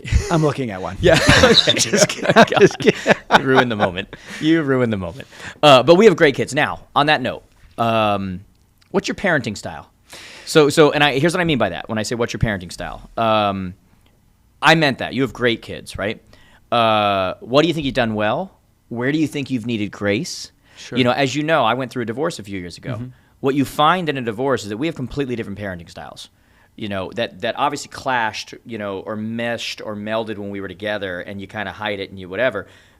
But once you're apart, you realize you have completely different parenting styles. I am much more of a, you need to figure some stuff out. I'm going to give you some leash. Sure. I don't mind you screwing up. I don't mind you messing up. You need that in order to learn. If I do everything for you, you're never going to be able to do it. I don't mind you having some freedom and figuring things out. I don't mind you making mistakes. There's a limit, but I'm going to let you kind of touch the figure it stove. out. Let's see, right? What's your parenting style, and what do you think you've done well, and where do you think you need some grace? Yeah, great question. Geez.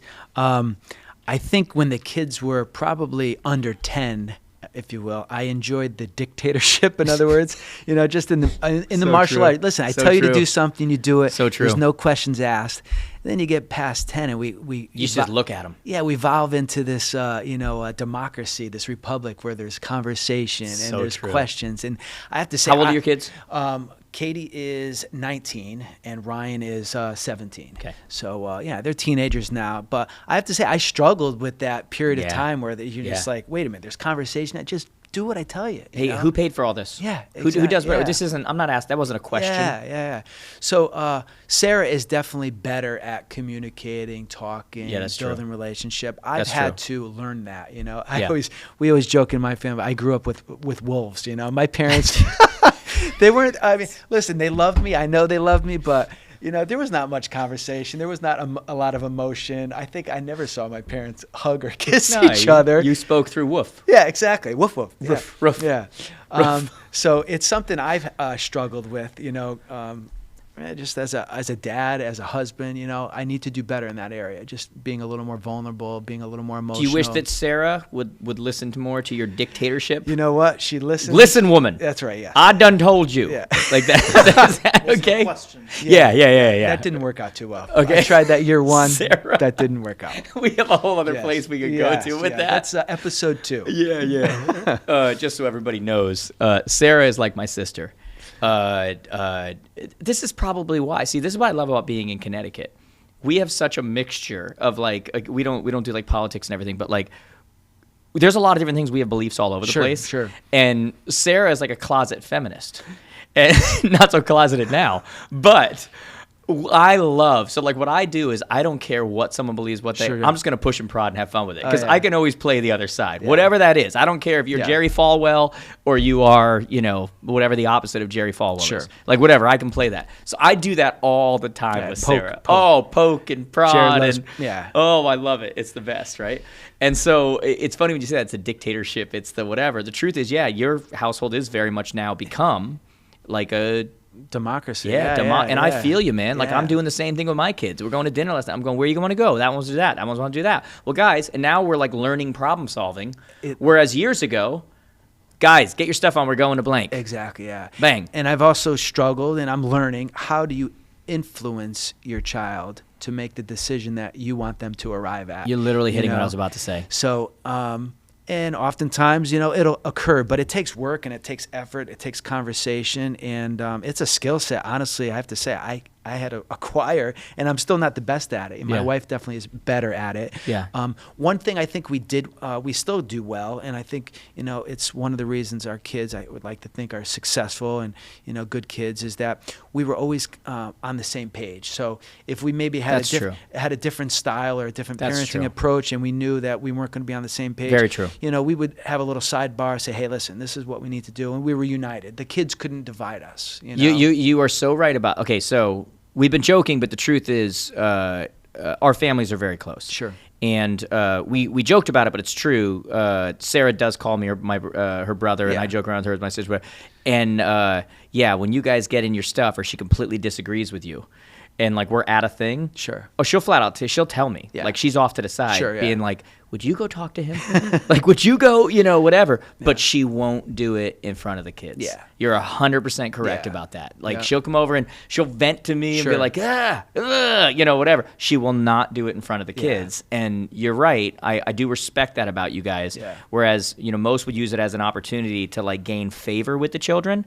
Look, I'm with you on this. It's her, or it's him, or it's whatever. you guys have done a nice job of like, we can talk behind the scenes. We can scream at each other behind the scenes. You know, I can show you what an 8th degree black belt looks like. That's right, yeah. You know, although she's also a black belt. Yeah, she is. Yeah, so that's a problem. We have some fights. Yeah. Physical. Yeah. Shut your mouth. But it's true though. You guys, like you do though, you're very good about keeping it, you know, in-house and not letting the kids see that and having that, you know, united front of you're not gonna, it doesn't matter if I agree with each other, that's what your father said. Yeah. Or that's what your mom said and whatever. And there's something about that that's very old school, but also very smart. Yeah, exactly. You know? Yeah. So that's worked well. I think, you know what, having our kids, you know, through the martial arts world, I've been able to travel a lot, you know, nationally, internationally. And, you know, when our kids were younger, it'd be nothing. We'd be at a tournament in Dallas, Texas, you know, at a national tournament. Our kids are, you know, walking around, conversating with, you know, adults. So they can hang with their own, you know. We always get compliments. Man, your kids talk like adults. That's you know? the same thing. That's the same thing I hear all the time about they talk to adults. Isn't it amazing the bar is so low? They talk to adults. They use words. Yeah, exactly. They actually ask, how are you? They make eye contact. Oh my you know? God. They shake their hand. Yeah. My God. But yeah, social skills, man, it's important. That emotional intelligence. So at a young age, I think, you know, they have acquired that. And you know, I think that gives you a little edge in life in these days, you know, having emotional intelligence. Which one do you like better? We can't tell you that. There's no we here. It's just you. No. Who do you like better? I am on camera. Wink.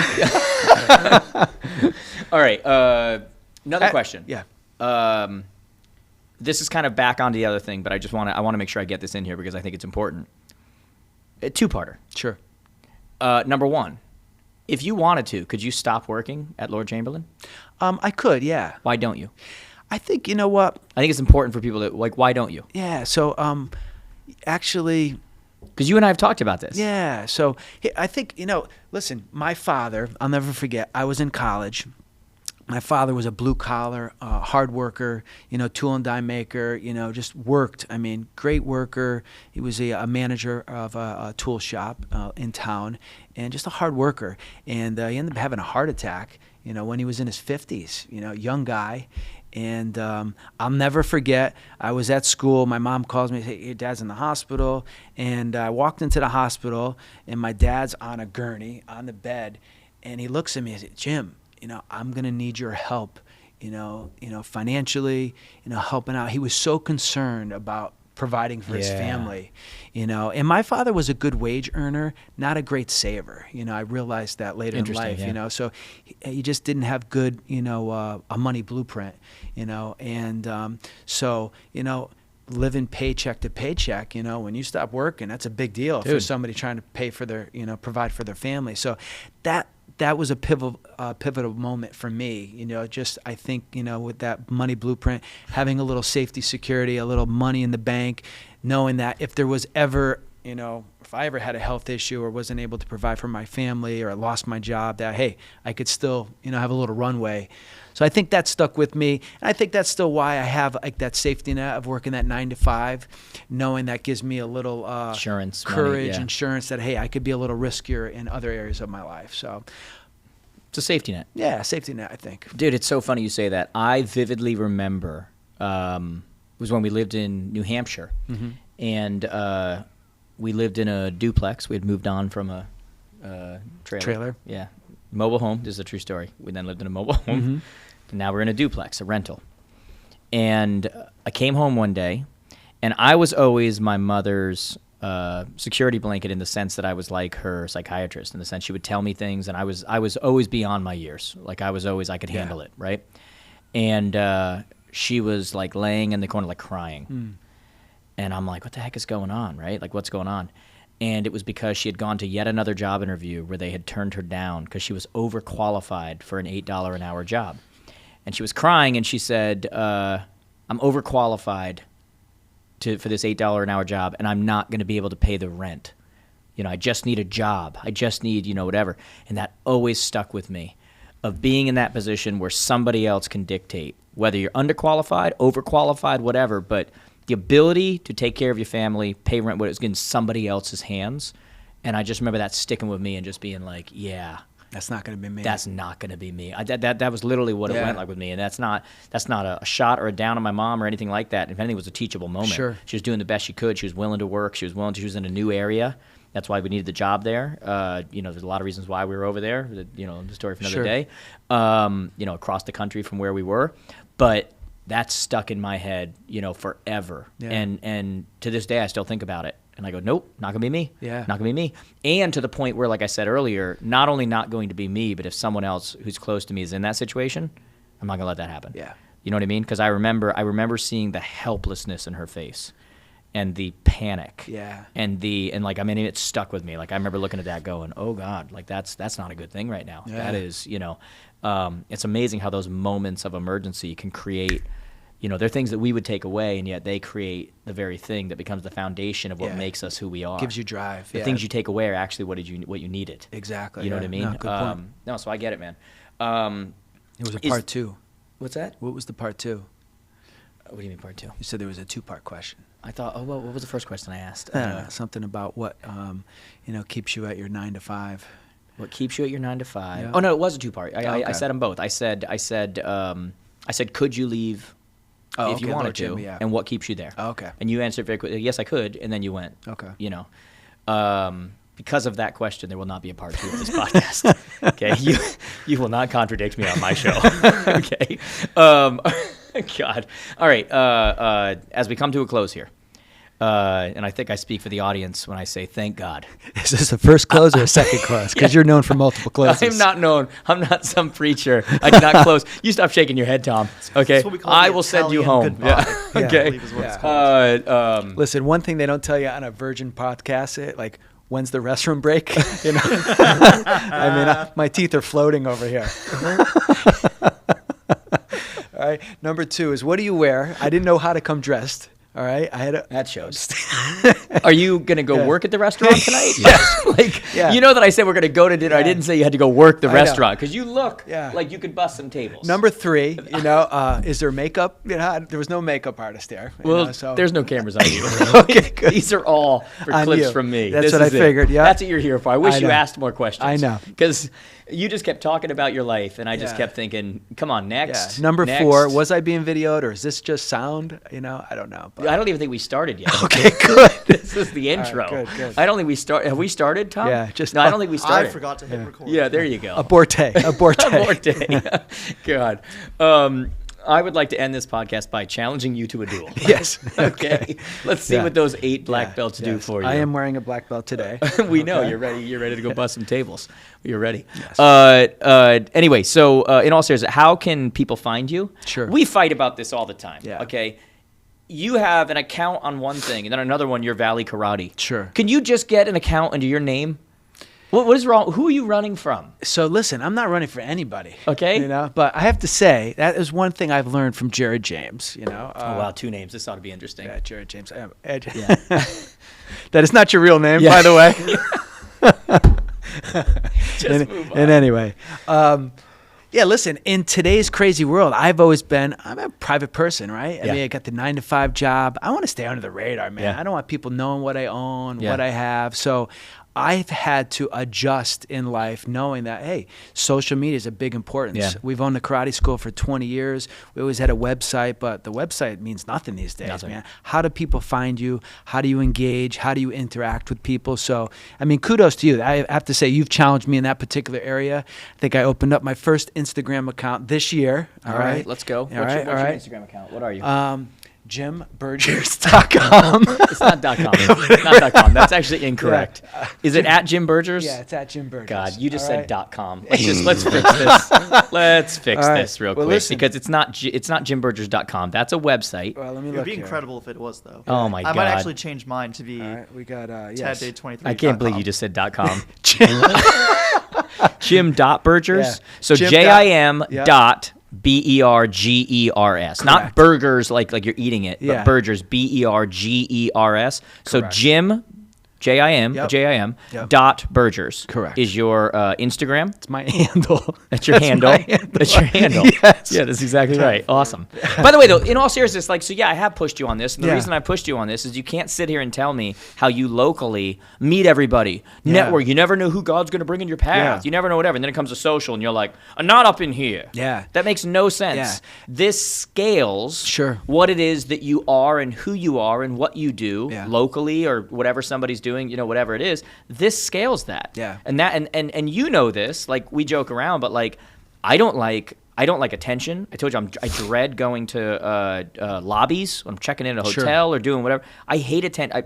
But at the end of the day, with what I do for a living, with what I'm called to do, with the influence I'm supposed to have, why would I not be using channels that allow me to do that, to put you in front of people, scale you when you're not even there? Yeah. You know? Yeah. No, I agree with you. Honestly, Jim Bergers, businessman, business professional, that's definitely more of my comfort zone. So, with the Valley Karate Instagram page, I'm a little more comfortable in that arena. Yeah. And you've challenged me personally that, Jim Bergers professionally, Jim Bergers martial artist, Jim Bergers, the 9 to 5 Funny guy. man doing whatever. Yeah, Jim Bergers hanging out with us on vacation. Yeah. Jim Bergers going to a restaurant with Jared tonight. Jim Bergers, it's all. Exactly. It's Yeah. all important, and it's relevant, Yeah. So I need to do better as far as just being a little more available and put myself out there a little bit. Yeah, and you're always you know? asking questions. Like every Yeah. time we're together, you're always like, "How's that? How's that? What's that? Whatever." And it's, I think you're getting there. Yeah. It's a new reality for a lot of people, trying to figure out what that looks like and why is it worth it, and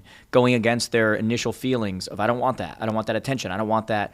But there's that cognitive dissonance that occurs when on one hand you're saying I don't want that, but on the other hand you're saying I want this. Correct, yeah. Well, those two things are completely at odds with each other. That's right. I want to be in a great relationship, but I don't want to do what anybody else wants me to do. Yeah. Well, that's at odds, And Exactly. so I want to do what it is that that God's called me to do. I want to network with the right people. I want to have more opportunities. I want to be able to expand my, whatever, for the sake of my children, whatever.